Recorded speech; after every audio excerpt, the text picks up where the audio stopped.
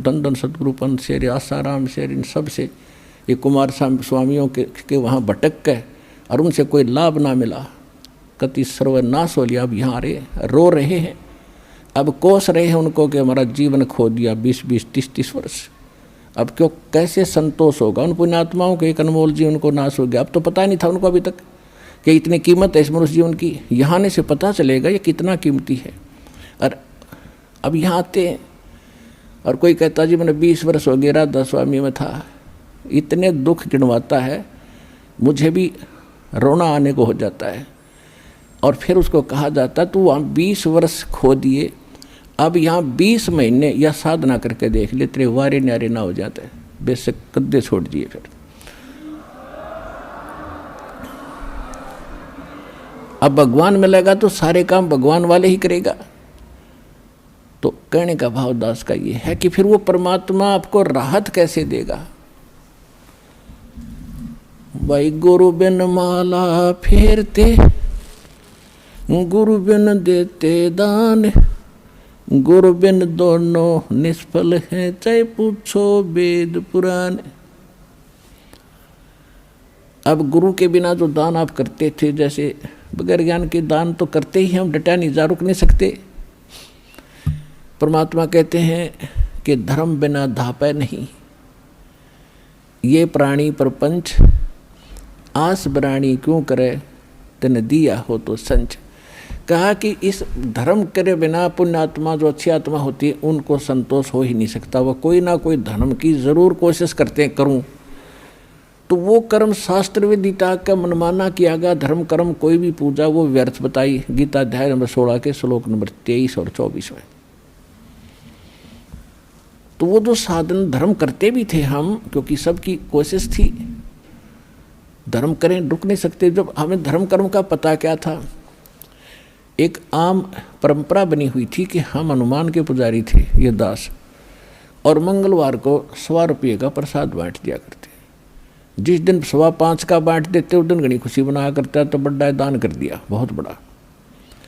और किस कोई उसका 1.25 मणि ला देता हो तो 1-2 साल में कदे बात बनाया करती, तो उस तो बड़ी खुशी बनाया करता, बहुत बड़ा पुण्य कर दिया।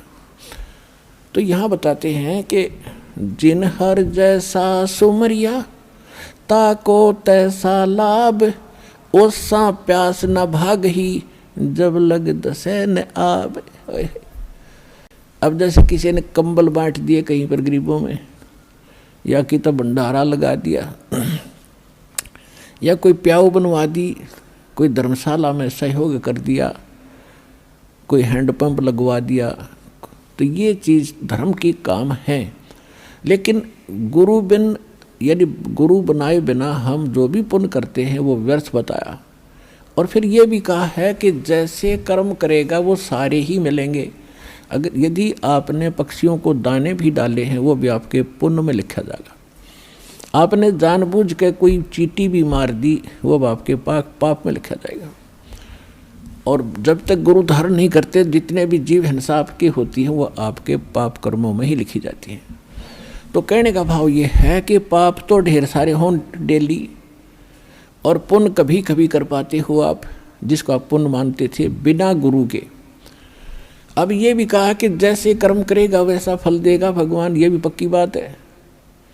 अब फिर ये भी कहा कि गुरु बिन माला फेरते, गुरु बिन देते दान, गुरु बिन दोनों निष्फल हैं, पूछो वेद पुराण।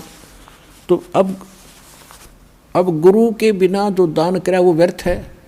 उधर कह रहे हैं कि जो किया वो मिलेगा ही मिलेगा। तो इसके पीछे एक राज है, इसको अध्यात्म ज्ञान कहते हैं। अब जैसे किसी ने खूब दान किए हैं, भंडारे लगाए हैं और कंबल बांटे हैं, कि तक प्याऊ बनवा दी है, पक्षियों को दाने भी डाले हैं, तो अगले जन्म में गुरु ना बनाने से उसको मनुष्य जीवन नहीं मिलेगा। नेक्स्ट जीवन मान लीजिए वो कुत्ता बन गया अगले जन्म में, और कुत्ता बनकर आप देखते हो आजकल एक कुत्ते के लिए कितनी फैसिलिटीज दी जाती हैं उस सेठ साहूकार के द्वारा जो कुत्ते को पालता है। अलग से उसका रूम होता है, कमरा, और उसमें एसी लगे हैं, कूलर भी लगा, पहले कूलर लगाते थे, आजकल एसी लगाए जाते हैं उनके लिए। और उसके खाने में को भी बहुत अच्छा भोजन मिलता है, दिन में नौकर नवाते हैं, खूब सैर सपाटे कराते। और फिर क्या होता है, गाड़ी में वो कुत्ते का मालिक तो ड्राइवर बनता है और कुत्ता मालिक की सीट पर बैठकर ऐसे गर्दन निकाल के बाहर देखता चलता है ठाठ से। अब उस कुत्ते ने पिछले जन्म में बिना गुरु किए दान धर्म किए वो मालिक ने दे दिए उसको। आम व्यक्ति को भी वो सुविधा उपलब्ध नहीं है जो उस कुत्ते को उपलब्ध है। कार भी है, ड्राइवर भी है, एसी रूम है, खाने को संशोधित भोजन भी है, बहुत बढ़िया आहार है, सारा उसको प्यार मिल रहा है। अब इस जन्म में उसने जो कुछ भी कराया था पूर्व जन्मों में, वो बगैर गुरु के वो सारा पुण्य दे दिया काल भगवान ने। वो देना पड़ता, जैसे कर्म करेगा वैसा फल तो देगा ही देगा। लेकिन वो सुविधा मिली कुत्ते के जीवन में, और नेक्स्ट जीवन उसका सूअर का होगा। हाँ बताओ, फिर उसने कौन रखा गाड़ी और कारों में अलग रूम बना के। अब क्या मिलेगा उसको। और यदि उस पुण्यात्मा ने गुरु धारण किए होते और फिर दान करता, या तो पार हो जाता, अर्नी मनुष्य जीवन मिलता, ये सुख भी मिलते, और मनुष्य जीवन में फिर भगवान आगे संभालता। उसका नियम है, जो जन मेरी शरण है ताका हूँ दास, और गेल गेल लाग्या फिरूं जब तक धरती आकाश। अब आज ये दो ही विषय है सत्संग के, कि एक तो एक बार जो मालिक की शरण में आज आ गया और उसका अकाउंट खुल गया, जैसे कोई रोगी है और डॉक्टरों ने जवाब दे दिया और यहाँ आ गया। वो यदि आते आना नहीं था, वो तो कति फांसी लग ली, सारी तरफ से रास्ते बंद हो लिए, तब यहाँ आ गया। ये भी सौभाग्य उसका, उसको नाम मिल गया। अब जो इस उद्देश्य से आते हैं कि हमारा व्यक्ति ठीक हो जाए, फिर अच्छी बात है, और वो नाम ले गया, उसने भक्ति कर ली और उसकी मृत्यु होगी, तो वो उसका परमात्मा का बच्चा हो गया। अब आपको ये भी बताया था कि इस मंत्र, प्रथम मंत्र के लेने से और कुछ जाप करने से बहुत से मानव जीवन प्राप्त करने योग्य कर्म बन जाते हैं आपके। तो उसकी मृत्यु के तुरंत बाद मृत्यु भी होगी तो एक कमीज बदल का होगा, कुर्ता पजामा, आते फिर भक्ति मिलेगी। और ऐसे घर में जन्म लेगा जो पहले से भक्ति पर लगे पाओगे उसको। तो हम तो अपने स्वार्थ को काउंट करते हैं कि ये और जीवन धंधा करे कमावे, और यदि जब इसका कोई इलाज नहीं होता, कितना प्यारा बेटा हो बेटी हो और वो रोगी हो जाती है, ट्रीटमेंट करा के हम थक लेते हैं, तब आप ही कहते हैं भगवान इसकी माटी संगवा ले। अपने पुत्र को भी ये कहना पड़ जाता, भगवान इसने ठा ले तो अच्छा है, दुखी हो रहा है। अब जब तो भगवान ठावा नहीं हो तो काल ठावेगा बगैर नाम के। तय नाम लेकर जब ठा भी लिया तो भगवान ने ठावेगा फिर उसने, और फिर दोबारा जन्म देगा मनुष्य का। तो पिछले सारे पाप नाश करके उसको नए सिरे से भक्ति प्रारंभ करके उसके 2 जन्म में पारे कर देगा परमात्मा। तो कितना बड़ा पुण्य है, कितना बड़ा बेनिफिट आपको प्राप्त हुआ। दूसरी बात यह है कि यहाँ आने वाला चाहे कति सब जगह से हार चुका हो और सत्य समर्पित भाव से, क्योंकि परमात्मा आत्मा का साथी है, इस मन का साथी नहीं है।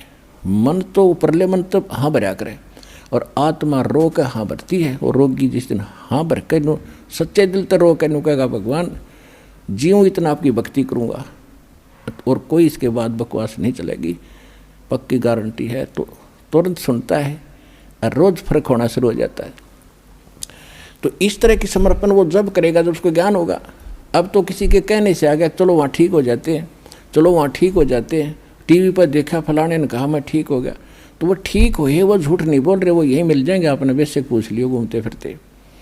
और जो नाम लेकर ठीक नहीं हो रहे, वो क्यों नहीं हो रहे? सतगुरु के दरबार में कमी कहे की ना, अनसमझ ना पावता तेरी चूक चाकरी माँ।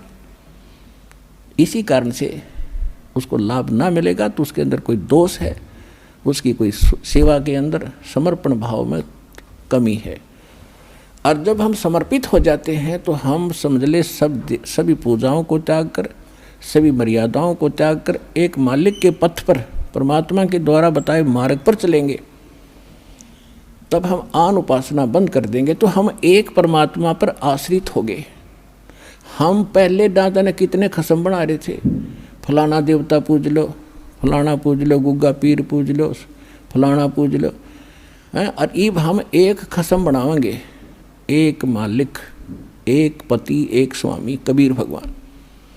और जब आप हृदय से स्वीकार कर लोगे इस परम पिता को, और फिर देखना, पति भरता जमी पर जो जो धर है पाव, समृत झाड़ू देत है ना काटा लग जावे।